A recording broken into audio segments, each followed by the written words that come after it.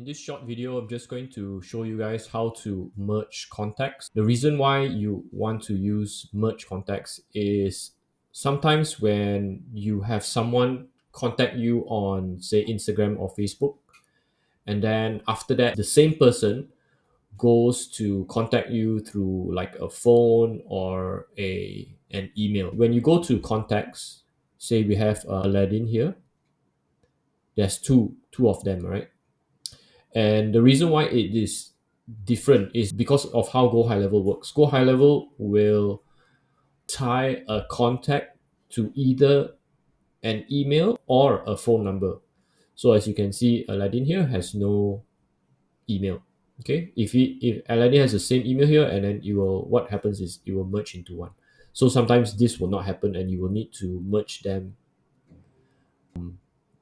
by yourself. The way that you do this is you just select both of the contacts that you want to merge, and then at the top here there is this merge up to 10 contacts. Okay, this button, you can merge up to 10 contacts.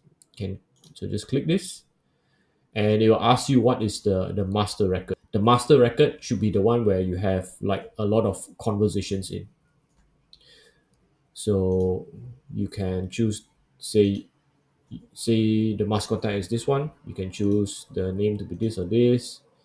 You can use the email. Obviously you choose this one because this one does not have the email.